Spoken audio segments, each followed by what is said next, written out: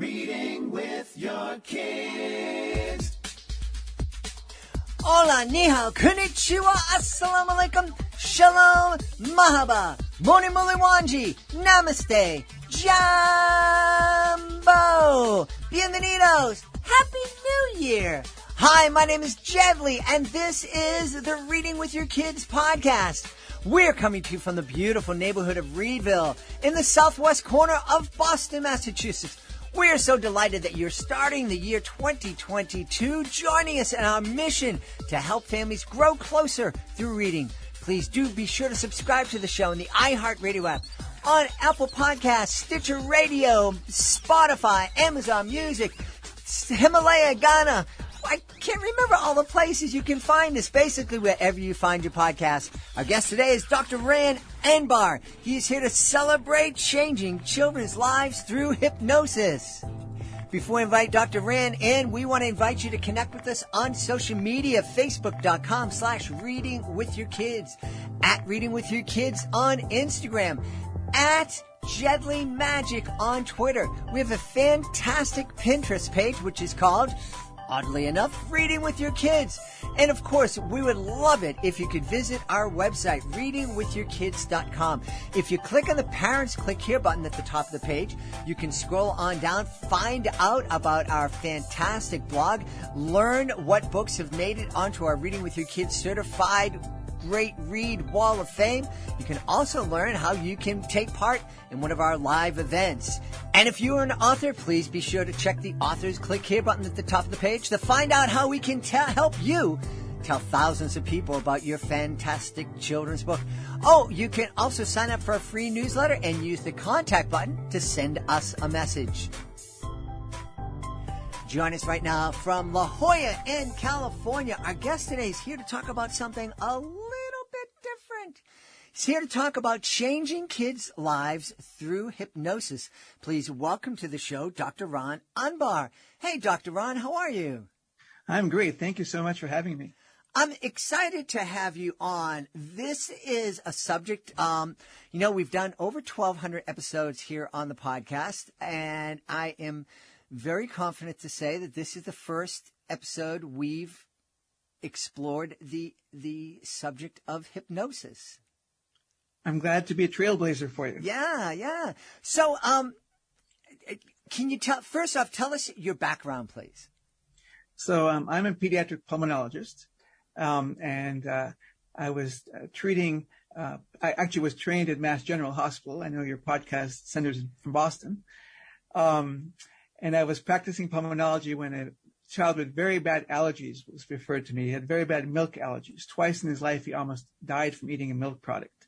And he came in and he said to me, lately when I've been smelling cheeseburgers, I've been developing asthma attacks.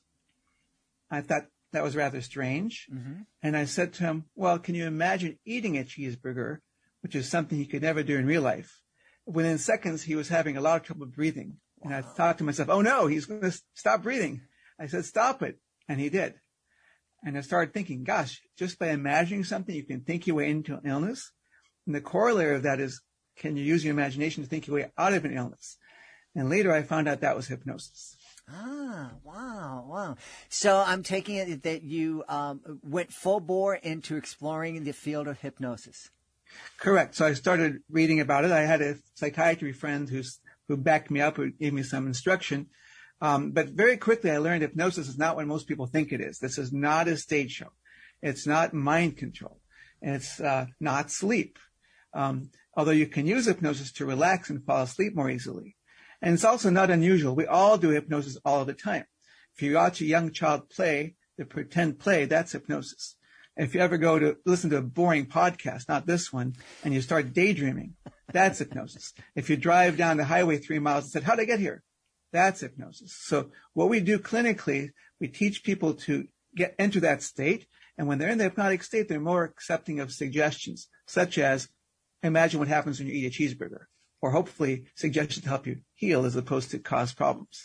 Wow. This is fascinating. There are definitely times when I've experienced what you were just talking about, driving for hours as I'm doing my educational magic shows across the country, you know, there's hours and hours of driving involved. And I remember one kind of a scary moment when I was talking to my beautiful wife on the phone, and she said, "Where are you?" And I said, "I'm not sure. You know, I know I was on the right highway, and I know I didn't pass the exit I needed to go, but I wasn't quite sure what state I was in."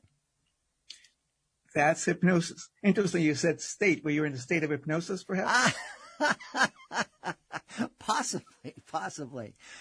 So now, one of the things you mentioned that hypnosis isn't a stage show. So a lot of folks have gone, you know, where the magician or the hypnotist brings somebody up on stage and says you're asleep and now you're a chicken, and the person acts like a chicken. What's happening there? Okay, so some people are gifted at hypnosis, not the magician, but the people themselves. And the magician will pick out people who seem to be able to do hypnosis well. So he selects the ones who are going to respond. If you're really good at hypnosis and you're given a suggestion like fall asleep or cluck like a chicken, you might just accept that suggestion and appear to fall asleep. The reason I say appear to fall asleep because, you know, when I snap my fingers, you're out of sleep. So you're obviously not completely asleep. It just appears to be that way. So that's what you're seeing on stage. You're seeing people who are volunteering and who are good at hypnosis, and then whatever the magician says, they'll follow through. The reason I don't like stage hypnosis is that it gives hypnosis a bad name. A lot of my patients come in and at first they say, "I don't want you to control my mind." And I explain to them, the only mind control that I teach is how you can control your own mind better. Mm-hmm. But because of another problem with stage shows, in my opinion, is that it doesn't take the person's doing hypnosis. It's not that doesn't help them. It helps the audience laugh at them, perhaps. And they might actually feel really badly afterwards. And as someone who cares about people, I don't want somebody to be subjected to be object of laughter. Mm-hmm, mm-hmm. I concur. There are many magic tricks that, you know, the person who comes up on stage becomes a fool or a prop. And that's something I just don't do. And so I definitely am, you know, definitely with you on that idea. What kind of things can we treat? You know, we hear people are treating, you know, stop smoking through hypnosis. They lose weight through hypnosis. These aren't necessarily things, hopefully, that our kids are being involved in. What kind of things can you help a kid with through hypnosis? Great question. So let's start by saying anyone with chronic symptoms of any kind can benefit from hypnosis. Well, let's say nearly everyone. Let me explain what I mean. If you have chronic symptoms, headaches, stomach aches, pain, it will cause you to think differently. Maybe you'll be anxious about it. Maybe you might be depressed about it.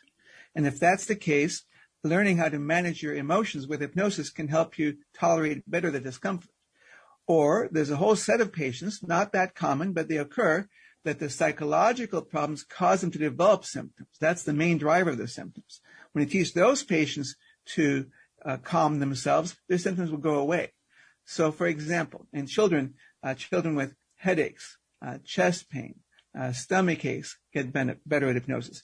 Kids who can't breathe because their vocal cords spasm, or kids who keep coughing and there's no physical cause of the cough, will just stop the symptoms within 1 or 2 sessions of hypnosis.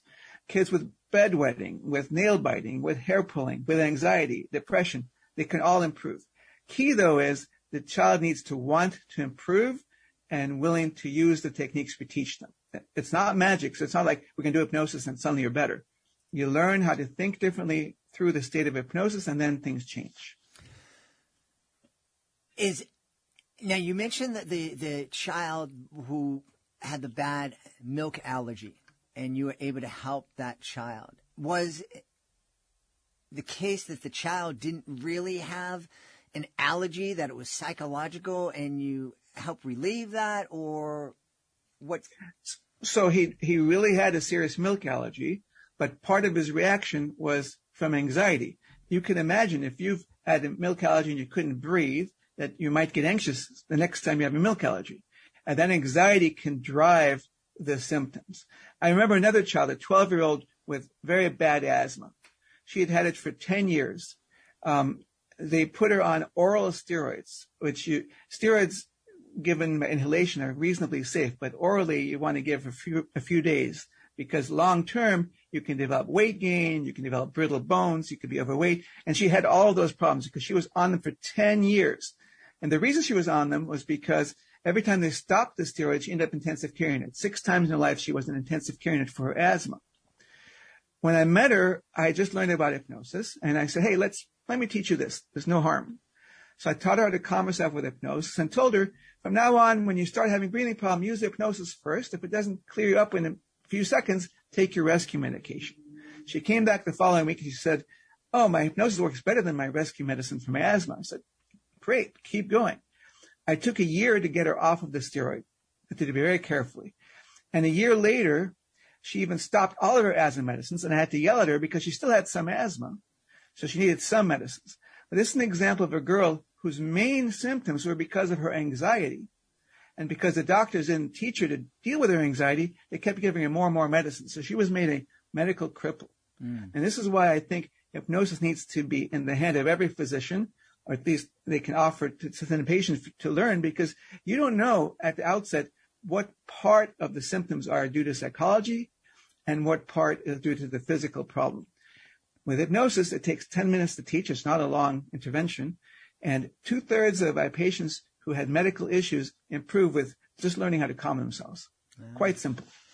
You know, as somebody who has allergies and asthma and has reactions to different bug bites, whatever, the people around me, if I get stung, I've learned in many decades of life to kind of chill and not get excited and not freak out.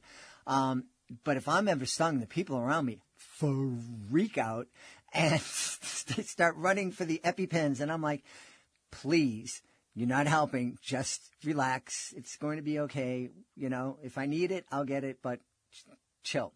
So that's what you're saying. It's that, something bad's going to happen, and we kind of will it into happening. Right, or you cause it inadvertently. But you mentioned people around you. That's really important. So, for example, children who have anxious parents tend to have more difficulties because the parent's reaction affects the child. So sometimes I have to teach the parent to chill as part of the child's recovery for the very reason you stated. Okay. So we've touched on asthma. There are a couple of things that lots of parents have to deal with. And you're talking about allergies. I kind of grew up in a time where everybody had a peanut butter sandwich at lunch in school. It's all we could afford. And nowadays, when I'm visiting schools, I see more and more schools where peanut butter and nuts aren't allowed in the school. Can hypnosis help with these kind of allergies? Yes, with a caveat, it's not magic. So if you're allergic to peanuts, you should avoid peanuts. But there is a large psychological component to food allergy. So allergists know this. So for example, if I'm going to test you to find out if you're still allergic to the food, I can't just give you the food and say, here, eat it and see how you react. Because if you think you're allergic, you're going to react. If I take the same food and put it in a pill so you can't tell what you're taking, you won't react. So the knowledge, so allergies are really kind of cool in understanding this. The knowledge that you're taking something you might react to is enough to set off an allergic reaction. With hypnosis, you can teach those patients not to react, the ones who are reacting psychologically. Yeah.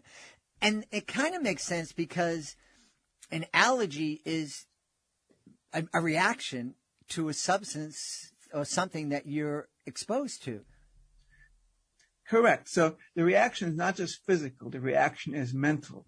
It actually makes some sense. So, for example, if you put your hand in the fire, you learn to draw it back quickly. And from now on, you're not going to put your hand in the fire. It's a good thing we learned that way.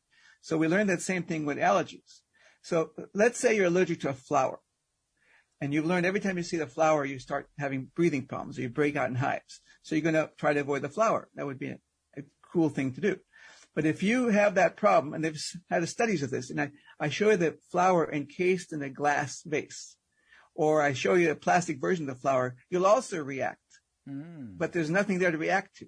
But you're reacting just to the thought. Yeah, that's fascinating.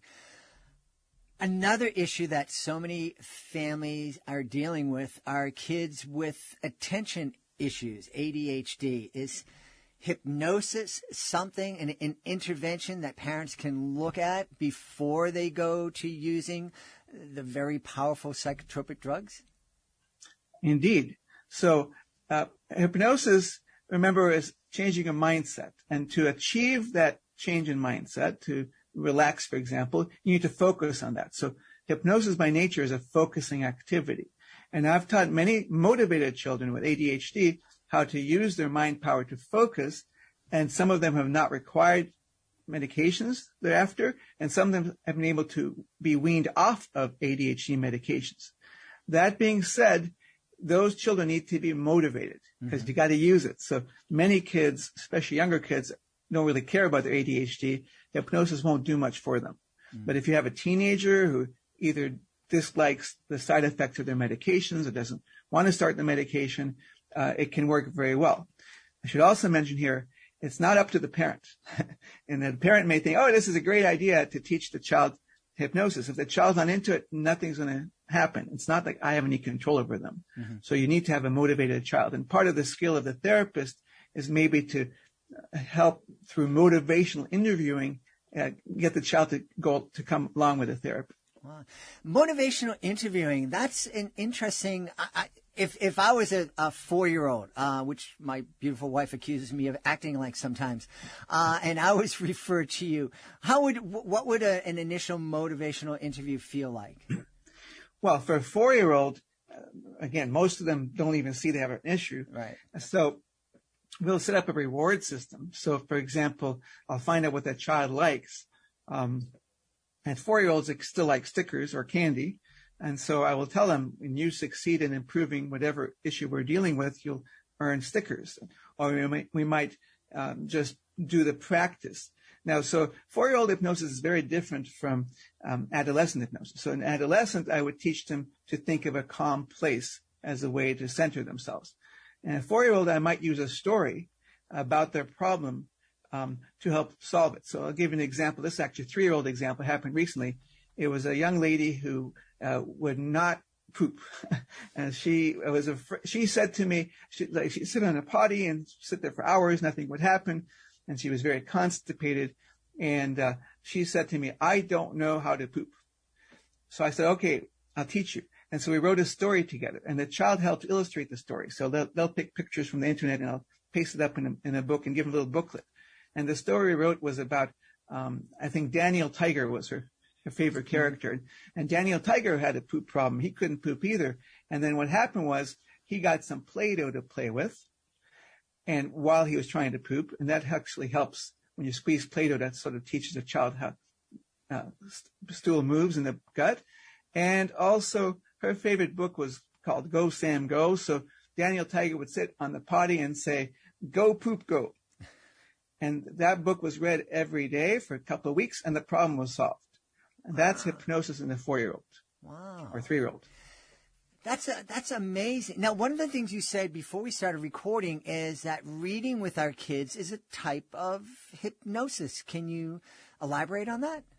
Certainly. So you can embed suggestions. In fact, any story you read has embedded suggestions, even if it's not for the use of hypnosis. So kids love stories because it takes their imagination places. And remember, when they're doing imagination or pretend activities, that's hypnosis. So you want to be mindful of what kind of stories the child is reading and what kind of messages are given. So when I write a story with a child, sometimes it's pretty overt with the messages. And I'll just write about the child's problem, but I'll have the child help me write the story and illustrate it with pictures they pick, so they really take ownership of that little booklet.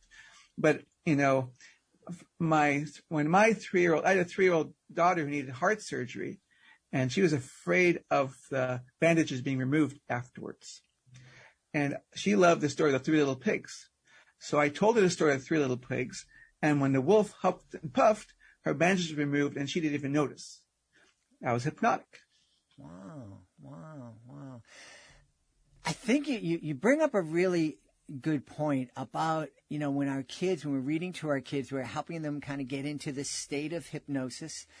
And as parents, we're reading stories with values that we share. And so we're kind of instilling those values in our kids. And it's so much more effective because, and we talk about how much more effective it is to read with our kids and talk about the stories than to sit down and lecture kids.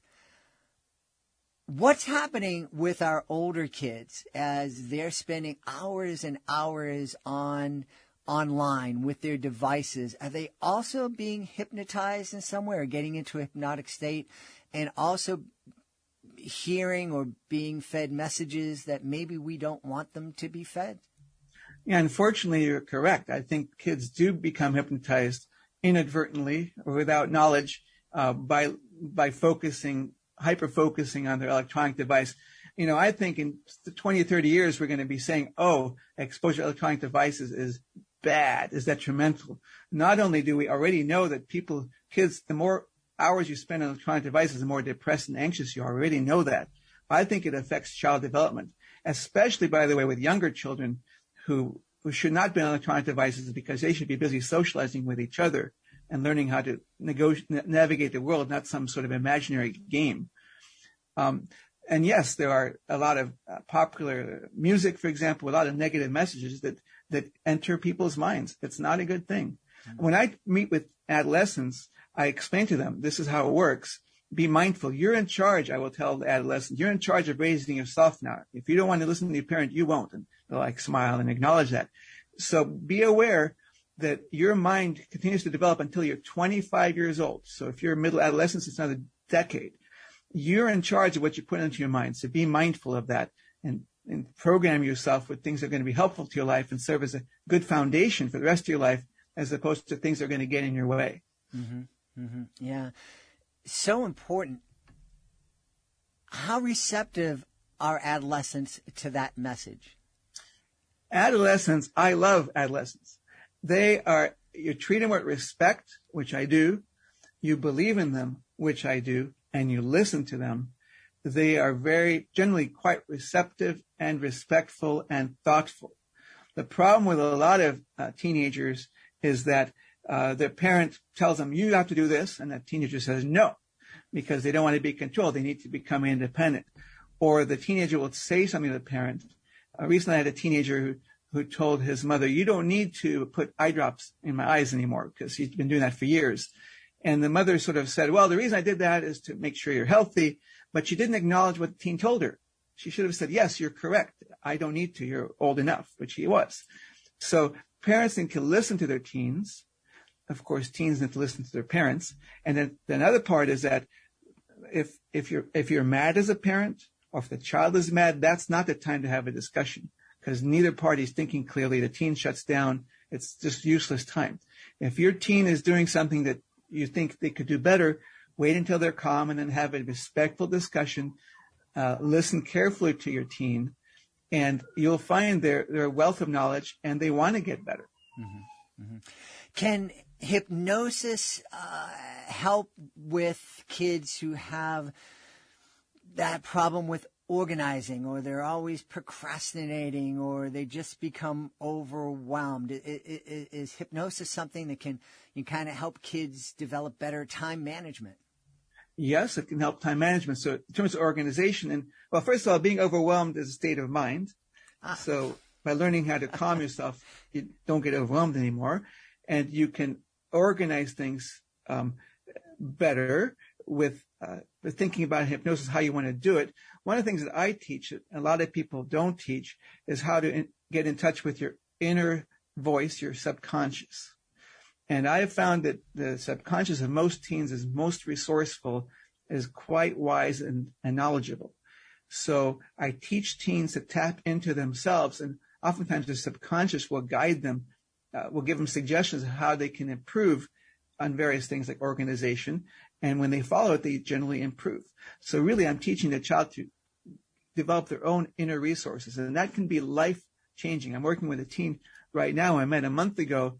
Once he learned about the subconscious, he transformed. He was so depressed and anxious and hated school. And within a week, this is not a typical story, but within a week, he was different. He was happy. He said, colors are more vibrant. I'm talking with my friends. Life is wonderful. because he got in touch with who he really was, the inner self. So I love introducing teens to that ability. Yeah, yeah. What about a teen, and I'm asking this because I have one in my life right now who says, who is anxious, and I said, well, have you ever tried to meditate? I can't meditate. I can't meditate because is that hypnosis something that we can teach her that will help?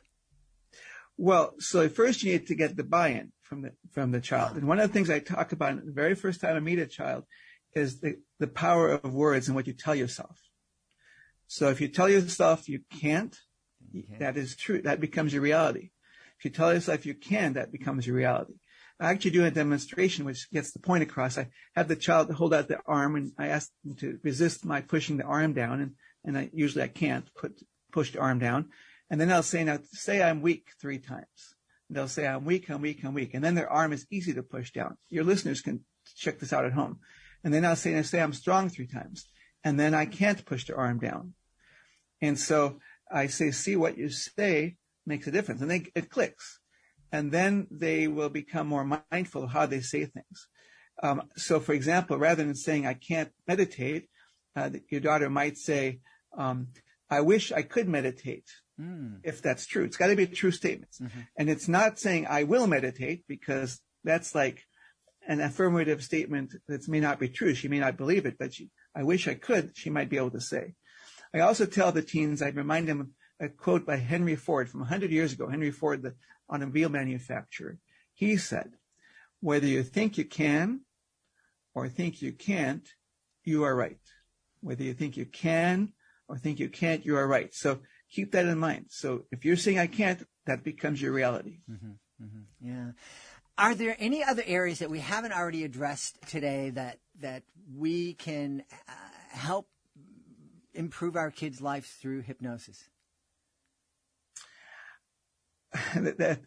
Again, I would say anybody who is struggling, like we mentioned, I told you most everyone can benefit from hypnosis. So if your child has cancer, hypnosis won't cure cancer, mm-hmm. but it will help the child cope better with discomforts associated with the medical procedures and the chemotherapy, for example.